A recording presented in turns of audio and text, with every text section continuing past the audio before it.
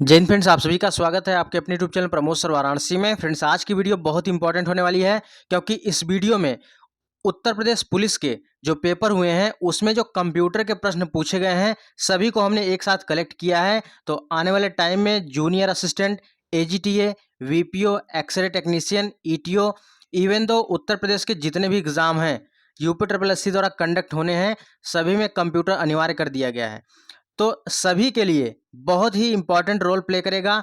अच्छे से इन सभी प्रश्नों को याद कर लीजिएगा क्योंकि इसका कलेक्शन जो हमने किया है बहुत ही मेहनत लगी है। तो इसको आप लोग अच्छे से याद कर लीजिएगा। आने वाले टाइम में जितने पेपर हैं आपको जरूर यहाँ से प्रश्न देखने को मिलेगा। तो चलिए स्टार्ट करते हैं वीडियो को। फ्रेंड्स, वीडियो में आगे बढ़ने से पहले बता दें, अगर आप चैनल पर पहली बार आए हैं चैनल को जरूर सब्सक्राइब कर लीजिएगा, साथ ही साथ बेल आइकन को भी प्रेस कर लीजिएगा। वहाँ पर जब भी वीडियो अपलोड करेंगे सबसे पहले नोटिफिकेशन आपको मिल जाएगा। वीडियो के डिस्क्रिप्शन बॉक्स में टेलीग्राम का लिंक भी दिया गया है, टेलीग्राम को भी आप लोग ज्वाइन कर लीजिए। वहाँ पर जितनी पीडीएफ होती हैं सभी पीडीएफ प्रोवाइड की जाती हैं और साथ ही साथ जितनी अपडेट होती है वहाँ पर बता दिया जाता है। तो चलिए स्टार्ट करते हैं वीडियो को। देखिए, उत्तर प्रदेश पुलिस 2024 का जो पेपर हुआ है इसमें कंप्यूटर के जितने प्रश्न पूछे गए हैं सभी का एक साथ कलेक्शन यहाँ पर किया गया है। तो चलिए स्टार्ट करते हैं पहले क्वेश्चन की तरफ। पहला क्वेश्चन पूछा गया था कि सोशल मीडिया प्लेटफॉर्म इनमें से नहीं है। चार ऑप्शन दिए गए थे, तो इनमें से कह रहा था कौन सा सोशल मीडिया प्लेटफॉर्म नहीं है। तो भैया गूगल सोशल मीडिया प्लेटफॉर्म नहीं है। तो आखिर गूगल है क्या? तो गूगल क्या है? गूगल एक सर्च इंजन है। क्या है? गूगल एक सर्च इंजन है। और बल्कि इंस्टाग्राम, फेसबुक, ट्विटर, ये सभी सोशल मीडिया प्लेटफॉर्म है जिस पर हम वीडियो वगैरह पोस्ट करते हैं, मैसेज करते हैं। ये सभी क्या है? सोशल मीडिया प्लेटफॉर्म है। और गूगल क्या है? गूगल एक सर्च इंजन है। इसकी स्थापना की बात करें तो 4 सितंबर 1998 को गूगल की स्थापना हुई। 4 सितंबर 1998 को। वहीं इंस्टाग्राम की बात करें, इंस्टाग्राम की स्थापना कब हुई? 6 अक्टूबर 2010 को। कब हुई? 6 अक्टूबर 2010 को इंस्टाग्राम की स्थापना हुई। अगर इसके फाउंडर की बात करें तो फाउंडर कौन थे? फाउंडर थे केविन सिस्ट्रोम और माइक क्रेगर थे। ठीक है, माइक क्रेगर। तो इंस्टाग्राम की स्थापना कब हुई? 6 अक्टूबर 2010 को। फाउंडर कौन है? केविन सिस्ट्रॉम और माइक क्रेगर हैं। वहीं पर फेसबुक की बात करें तो फेसबुक की स्थापना कब हुई? बहुत इंपॉर्टेंट हो जाता है क्योंकि फेसबुक हमेशा चर्चा में रहता है। तो फेसबुक की स्थापना कब हुई? तो देखिए, बात करें फेसबुक की तो फेसबुक की स्थापना 4 फरवरी 2004 को हुई थी। कब हुई थी? 4 फरवरी 2004 को फेसबुक की स्थापना हुई थी। और यह लोकेटेड कहाँ है? तो मेनलो पार्क, कैलिफोर्निया में यह लोकेटेड है। और इसके फाउंडर की बात करें तो फाउंडर कौन है? मार्क जकरबर्ग हैं। याद रखिएगा, फेसबुक की स्थापना 4 फरवरी 2004 को हुई। लोकेटेड कहाँ है? Menlo park, California. अगर फाउंडर की बात करें, फाउंडर है मार्क जुकरबर्ग हैं। और इसी से एडिशनल क्वेश्चन भी बन सकते हैं कि फेसबुक मैसेंजर किस वर्ष जारी किया गया था? तो फेसबुक मैसेंजर 2011 में जारी किया गया था। ये भी क्वेश्चन अच्छे से याद रखिएगा क्योंकि सोशल नेटवर्किंग से प्रश्न पूछे जाएंगे क्योंकि आपके सिलेबस में मेंशन है। चलिए आगे चलते हैं। ट्विटर, ट्विटर भी इसी हाथ देख लेते हैं। ट्विटर की स्थापना कब हुई? तो ट्विटर की स्थापना हुई थी 21 मार्च। ठीक है, 21 मार्च 2006 को। 21 मार्च 2006 को ट्विटर की स्थापना हुई। और फाउंडर कौन है? फाउंडर है जैक डोर्सी और इवान विलियम्स और नूह ग्लास हैं। तो ये ट्विटर के संस्थापक है, फाउंडर हैं। और ट्विटर का नया नाम क्या हो गया है? एक्स हो गया है। इसको भी याद रखिएगा, ट्विटर का नया नाम एक्स हो गया है। तो एक बार आप लोग कमेंट कर दीजिएगा कि अगर आप लोग जैसे सोशल नेटवर्किंग से जो विभिन्न टाइप के प्रश्न बनते हैं जैसे WhatsApp, Telegram, Twitter, threads, Wikipedia और इंस्टाग्राम, लिंक्डइन, फेसबुक, यूट्यूब और गूगल, अगर इन सब का आपको सेपरेट वीडियो चाहिए तो आप लोग कमेंट बॉक्स में जरूर कमेंट करिएगा। बिल्कुल डिटेल से एकदम कवर कर देंगे। जितने प्रश्न बनते हैं, चाहे यूट्यूब से हो रिलेटेड हो, फेसबुक से रिलेटेड हो, इंस्टाग्राम, लिंक्डइन और थ्रेड्स, विकिपीडिया, टेलीग्राम से जो प्रश्न पूछे जाते हैं, व्हाट्सएप से जो प्रश्न सोशल नेटवर्किंग बनते हैं, तो एक बार आप लोग कमेंट जरूर करिएगा। और मोस्टली इस पर कमेंट आएगा तो जरूर इस पर हम वीडियो बनाएंगे। चलिए अगला क्वेश्चन है, किसमें दुर्भावनापूर्ण पूछ रहा है कि किसमें दुर्भावनापूर्ण फाइलों वाली छवियों का उपयोग हैकर को आपके खाते की जानकारी चुराने या आपके कंप्यूटर को संक्रमित करने में मदद करता है। तो ये जो फिशिंग वाला शब्द होता है बहुत ज़्यादा पूछा जाता है। तो यहाँ पर आपको क्या पढ़ना है, किसमें दुर्भावनापूर्ण फाइल और छवियों की बात कर रहा है, यानी इमेज की बात कर रहा है। तो यहाँ पर क्या हो जाएगा, इमेज फिशिंग हो जाएगा। तो दुर्भावनापूर्ण फाइलों वाली छवियों का उपयोग हैकर को आपके खाते की जानकारी चुराने और आपके कंप्यूटर को संक्रमित करने में मदद करने के लिए क्या करता है, इमेज फिशिंग कहलाता है। चलिए अगला क्वेश्चन है, थर्ड नंबर है, विशिष्ट व्यक्तियों को उस संगठन की सुरक्षा को खतरे में डालने की कोशिश करता है जिसके लिए वे काम करते हैं। चलिए यहाँ पर विशिष्ट व्यक्तियों की बात कर रहा है, कुछ स्पेशल व्यक्तियों की बात कर रहा है। तो विशिष्ट व्यक्तियों को उस संगठन की सुरक्षा को खतरे में डालने की कोशिश करता है जिसके लिए वे काम करते हैं, उसे कहते हैं स्पीयर फिशिंग कहते हैं। क्या कहते हैं भैया, स्पीयर फिशिंग कहते हैं। जैसे मान के चलिए कोई बहुत बड़ा यूट्यूबर हो या बहुत बड़ा उद्योगपति हो, उसकी जो साइट्स होती हैं या उसके जो अकाउंट्स होते हैं उसको हैक करने को लिए, ठीक है, बहुत बड़े बड़े इंस्टीट्यूशन को हैक करने का जो टारगेट बनाते हैं उसी को बोला जाता है स्पीयर फिशिंग कहता है। ठीक है, उसी को स्पीयर फिशिंग कहा जाता है। और यहाँ पर आपको एक ही शब्द पकड़ना है, विशिष्ट व्यक्तियों की बात करें, विशिष्ट संगठन की बात करें तो आप तुरंत स्पीयर फिशिंग पर टिक कर दीजिएगा बिना कुछ देखे। तो विशिष्ट व्यक्तियों को उस संगठन की सुरक्षा को खतरे में डालने की कोशिश करता है जिसके लिए वे काम करते हैं, उसे हम स्पीयर फिशिंग कहते हैं। तो चलिए अगले क्वेश्चन की तरफ चलते हैं। नेक्स्ट वन है, एक ऐसा सॉफ्टवेयर प्रोग्राम जो इंटरनेट के माध्यम से आने वाले सभी डेटा को फिल्टर करता है, उसे हम क्या कहते हैं। देखिए इसको हम ट्रिक से करवा देंगे, आपको कभी नहीं भूलेगा। तो पहले क्वेश्चन क्या है कि ऐसा सॉफ्टवेयर प्रोग्राम, यानी एक ऐसे सॉफ्टवेयर प्रोग्राम की बात कर रहा है जो इंटरनेट के माध्यम से आने वाले सभी डेटा को फिल्टर करता है, वो फायरवॉल कहलाता है। ठीक है, आपको पकड़ना क्या है, फा से फिल्टर, यफ से फिल्टर, यफ से फायरवॉल, बस। ठीक है, इतना याद रखिएगा।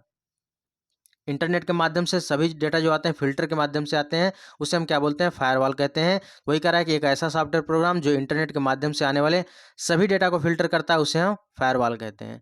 चलिए 5 नंबर का क्वेश्चन है, दर्शकों के साथ संवाद करने के लिए सोशल मीडिया प्लेटफॉर्म रणनीतिक उपयोग के लिए एक शब्द क्या है।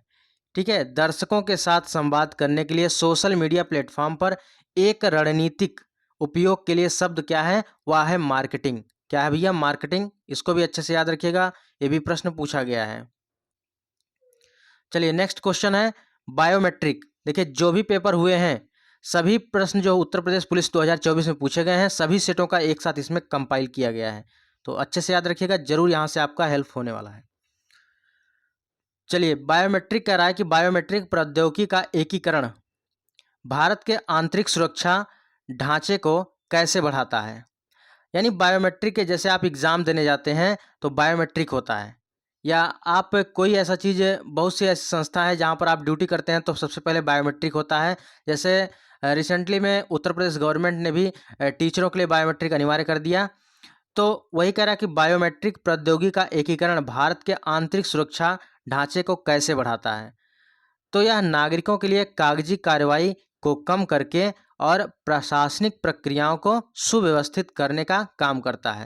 यानी बायोमेट्रिक का सबसे अच्छा लाभ क्या है कि इसमें कागजी कार्रवाई को कम किया जाता है। जैसे अगर बायोमेट्रिक अगर ना रहे तो सब कुछ आपको फिल करना होगा। जैसे आपने थंब लगाया, तुरंत आपका थंब रिसीव कर लिया, और जैसे ही रिसीव किया, थंब आपका रिकॉग्नाइज किया, तुरंत आपका पूरा डेटा मिल जाता है। तो वही कह रहा है कि बायोमेट्रिक प्रौद्योगिकी का एकीकरण भारत के आंतरिक सुरक्षा ढांचे को कैसे बढ़ाता है। तो यह नागरिकों के लिए कागजी कार्रवाई को कम करता है और प्रशासनिक प्रक्रियाओं को सुव्यवस्थित करता है।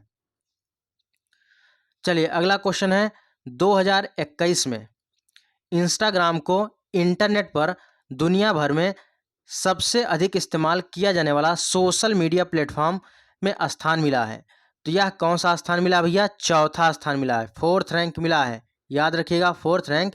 अभी हमने इंस्टाग्राम की बात किया है, तो इंस्टाग्राम के संस्थापक कौन हैं। तो बात करें इंस्टाग्राम की, तो इंस्टाग्राम किस वर्ष फाउंड हुआ था। तो 6 अक्टूबर 2010, 6 अक्टूबर 2010 को इंस्टाग्राम की स्थापना हुई और किसके द्वारा हुई, तो यह केविन सिस्ट्रॉम और माइक क्रेगर के द्वारा इंस्टाग्राम की स्थापना हुई। और 2021 की रिपोर्ट जो आई, 2021 में इंस्टाग्राम को इंटरनेट पर दुनिया भर में सबसे अधिक इस्तेमाल किया जाने वाला सोशल मीडिया प्लेटफॉर्म स्थान मिला, चौथा है। 2021 की बात कर रहा है। चलिए अगला क्वेश्चन है, Trojan virus solar winds Orion platform पर डाला गया था, तो यह किसके द्वारा डाला गया था, तो ट्रोजन वायरस बहुत ही खतरनाक वायरस है और यह सोलर विंड्स ओरियन प्लेटफॉर्म पर डाला गया था, किसके द्वारा, सन बर्स्ट के द्वारा डाला गया था। ठीक है, किसके द्वारा, सन बर्स्ट के द्वारा डाला गया था। चलिए अगला क्वेश्चन 9 नंबर का है, फेसबुक ग्राहक सबसे महत्वपूर्ण सोशल मीडिया मार्केटिंग टूल में कौन सा एक विशेष ऑफर और ऑन डिमांड प्रमोशन के बारे में पता लगा सकता है। तो फेसबुक ग्राहक सबसे महत्वपूर्ण सोशल मीडिया मार्केटिंग टूल, यानी फेसबुक पर ग्राहकों के लिए सबसे महत्वपूर्ण सोशल मीडिया मार्केटिंग टूल्स है, उनमें सबसे विशेष कौन सा है जो ऑफर और ऑन डिमांडिंग प्रमोशन के लिए पता लगाता है, तो वह है अगोरा प्लस है। ठीक है, अगोरा प्लस है। याद रखिएगा, फेसबुक की स्थापना कब हुई थी, 4 फरवरी 2004 को फेसबुक की स्थापना हुई थी। यह कहाँ लोकेटेड है, तो मेनलो पार्क कैलिफोर्निया में। और फाउंडर की बात करें तो मार्क जुकरबर्ग इसके फाउंडर हैं। और वहीं पर फेसबुक मैसेंजर किस वर्ष जारी किया गया था, 2011 में फेसबुक मैसेंजर जारी किया गया और इसका नया नाम मेटा कर दिया गया है। किस वर्ष किया गया, इसको भी याद रखिएगा, 28 अक्टूबर। ठीक है, 28 अक्टूबर 2021 को इसका नाम मेटा कर दिया गया है और पुराना नाम फेस मैच था, इसको भी याद रखिएगा। चलिए आप लोग कमेंट फटाफट करिएगा, तो हम इस पर एक डिटेल वीडियो लेकर आएंगे जो सोशल नेटवर्किंग से है।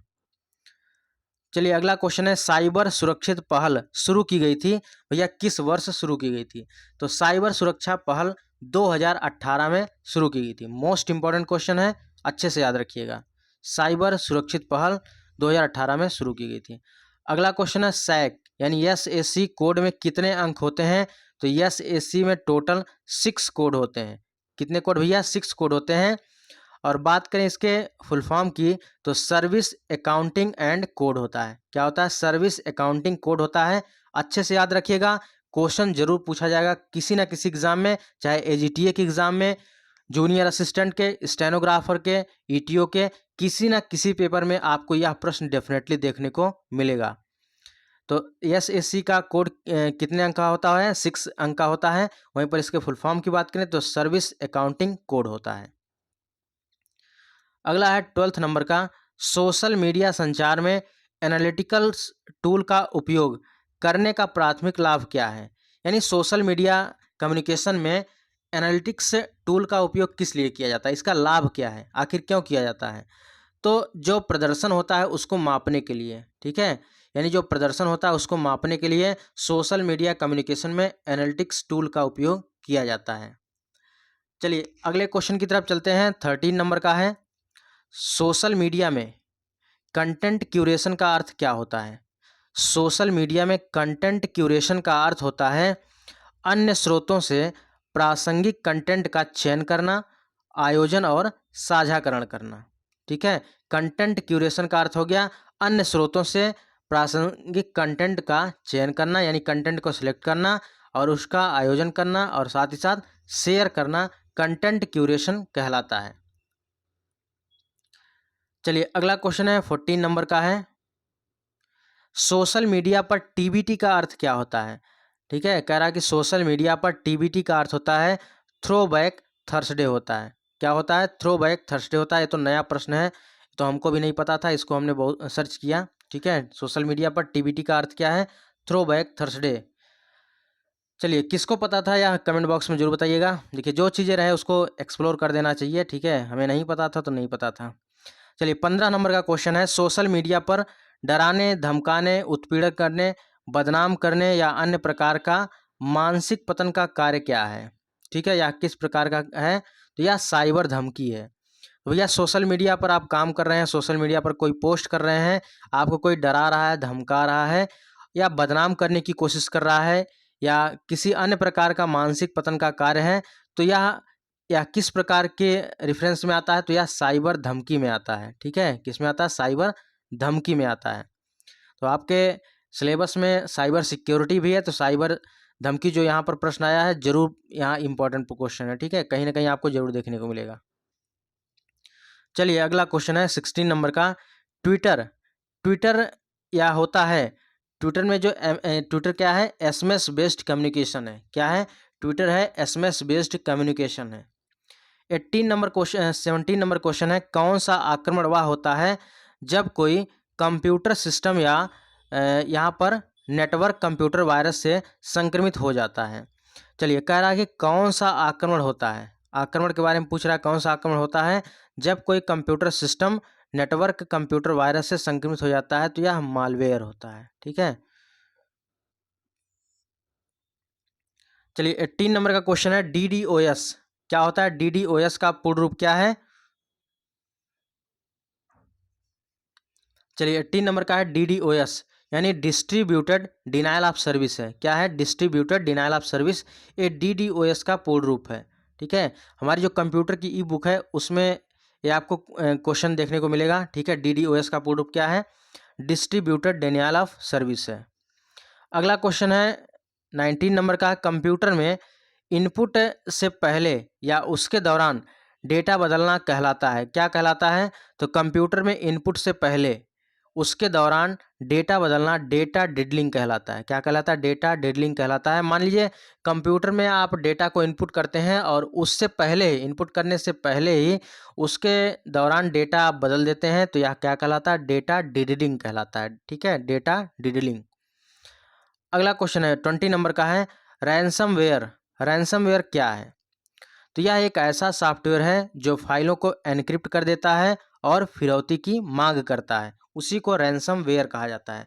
जैसे मान के चलिए बहुत बड़ी बड़ी जो सॉफ्टवेयर कंपनियां होती हैं, और उन सॉफ्टवेयर का मान के चलिए एक सॉफ्टवेयर कंपनी है, ठीक है, एक सॉफ्टवेयर कंपनी है। अगर इस सॉफ्टवेयर कंपनी में जो भी यहाँ पर डेटा रखा गया है, अगर किसी की वजह से डेटा को वह हैक कर लेता हैकर, तो यह क्या करेगा? यह आपके सारे डेटा को एनक्रिप्ट कर देगा, ठीक है। मान के चलिए कोई बहुत बड़ी कंपनी है और उस बहुत बड़ी कंपनी में जो डेटा रखे होते हैं हार्ड डिस्क में या जहाँ भी रखे होते हैं डेटा, वह उसको हैकर हैक कर लेता है और उसको पूरी फाइलों को एनक्रिप्ट कर देता है। जब फाइलों को एनक्रिप्ट कर देगा तो उसके बाद आपसे फिरौती मांगेगा कि भैया हमको इतना रुपया दीजिए, उसके बाद हम आपकी फाइल को वापस कर देंगे या आपके डेटा को वापस कर देंगे। तो ये होता क्या? रैंसमवेयर एक ऐसा सॉफ्टवेयर होता है जो फाइलों को ही एनक्रिप्ट कर देता है, तो उसमें आप कुछ नहीं कर पाएंगे, वह फिरौती मांगेगा, आप उसको पैसा देंगे, तो उसके बाद आपकी फाइल को रिटर्न करेगा, आपके डेटा को रिटर्न करेगा। तो वही यहाँ पर कह रहा है कि रैंसमवेयर क्या है? तो यह एक ऐसा सॉफ्टवेयर है जो फाइलों को एनक्रिप्ट करता है और फिरौती की मांग करता है, उसे हम रैंसमवेयर कहते हैं। चलिए 21 नंबर का क्वेश्चन है, 21 नंबर, कि किस सोशल मीडिया प्लेटफॉर्म ने इंस्टाग्राम स्टोरीज और स्नैपचैट के समान फ्लीट्स की अवधारणा दी? ठीक है, फ्लीट्स की अवधारणा दी। तो ऐसा एक्स यानी ट्विटर पर किया गया, ठीक है। ट्विटर पर सोशल मीडिया प्लेटफॉर्म जैसे इंस्टाग्राम, स्टोरीज, स्नैपचैट, यह होता है ना 24 आवर में आपका क्या हो जाएगा? डिलीट हो जाएगा। तो वही चीज़ यहाँ पर यहाँ पर एक्स में यानी ट्विटर में जो यहाँ पर सुविधा है उसी को क्या कहा जाता? फ्लीट्स कहा जाता था। तो किस सोशल मीडिया प्लेटफॉर्म ने इंस्टाग्राम स्टोरीज और स्नैपचैट के समान फ्लीट्स की अवधारणा दी? तो यह एक्स यानी ट्विटर ने दी। चलिए 22 नंबर का क्वेश्चन है, साइबर सिक्योरिटी के लिए कौन सी संस्था जिम्मेदार है? चलिए कौन सी संस्था जिम्मेदार है? तो यह सर्ट IN है, ठीक है, CERT-IN है। तो इसका फुल फॉर्म याद रखिएगा, साइबर सिक्योरिटी के लिए कौन सी संस्था जिम्मेदार है? CERT-IN है। तो इसका पूर्ण रूप हो जाएगा computer emergency response team India, ठीक है, computer emergency response team India हो जाएगा। चलिए अगला क्वेश्चन है, सोशल मीडिया पर हैशटैग का उद्देश्य क्या होता है? तो सोशल मीडिया पर हैशटैग का जो उद्देश्य होता है वह कंटेंट को ट्रेंड कराना ही मेन उद्देश्य होता है। जैसे किसी एग्ज़ाम के लिए हम लोग क्या करते हैं? हैशटैग ट्रेंड करवाते हैं ट्विटर पर। तो हम लोग लगाते हैं ना, जैसे UP+C junior assistant exam date release, या जो भी एग्ज़ाम को या जो भी कंटेंट को हाईलाइट करना होता है उसको ट्रेंड कराना होता है, हम लोग क्या करते हैं? हैशटैग का प्रयोग करते हैं। तो सोशल मीडिया पर हैशटैग का उद्देश्य क्या होता है? कंटेंट को ट्रेंड कराना, इसका मेन मोटो होता है। चलिए 24 नंबर का क्वेश्चन है, साइबर सिक्योरिटी के एन्क्रिप्शन का उद्देश्य क्या है। तो साइबर सिक्योरिटी में एन्क्रिप्शन का उद्देश्य होता है अनधिकृत पहुंच को रोकने के लिए डेटा को कोडित करना। ठीक है, अनधिकृत पहुंच को रोकने के लिए डेटा को कोडित करना। अब यह कैसे है, देखिए, जब आप व्हाट्सएप करते हैं किसी को, ठीक है, व्हाट्सएप चैट करते हैं आप किसी को, तो वहां पर आता है एन्क्रिप्शन। ठीक है, एंड टू एंड एन्क्रिप्शन।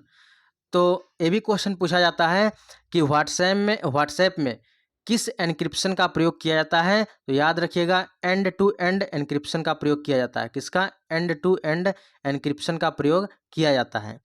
आखिर ये एन्क्रिप्शन क्या होता है? जैसे मान के चलिए आपने चैट लिखा, ठीक है, हाय लिखा, ठीक है, हाय हाउ आर यू, आप किसी से चैट कर रहे हैं, तो उस दौरान जब आप इसको इनेबल कर देंगे, ठीक है, एंड टू एंड एन्क्रिप्शन को, तो जो थर्ड पार्टी होगी वह आपके चैट को कभी भी देख नहीं पाएगी। जैसे वह यहाँ पर जैसे आप चैट करेंगे वह तुरंत आपका कोडित हो जाएगा। ठीक है, वह एनक्रिप्ट हो जाएगा। जैसे हमने लिखा हाय हाउ आर यू, तो वह किसी कोड में कन्वर्ट हो जाएगा, कोई पढ़ ही नहीं पाएगा, या डॉट डॉट, या यहाँ पर, ठीक है, डॉट डॉट वाई वाई, या कुछ भी यहाँ पर हो जाएगा, तो वह थर्ड पार्टी इसको पढ़ नहीं पाएगा। तो एन्क्रिप्शन का यही मेन उद्देश्य होता है, यानी किसी के पास या डेटा चला ना जाए, कोई इसको हैक ना कर पाए। इसलिए जब भी चैट करते हैं तो एंड टू एंड एन्क्रिप्शन को एनेबल कर देना चाहिए। ठीक है, चलिए अगला क्वेश्चन है 25। इसमें इसमें क्या कह रहे हैं 25 में कि किसमें ऑनलाइन उत्पीड़न शामिल है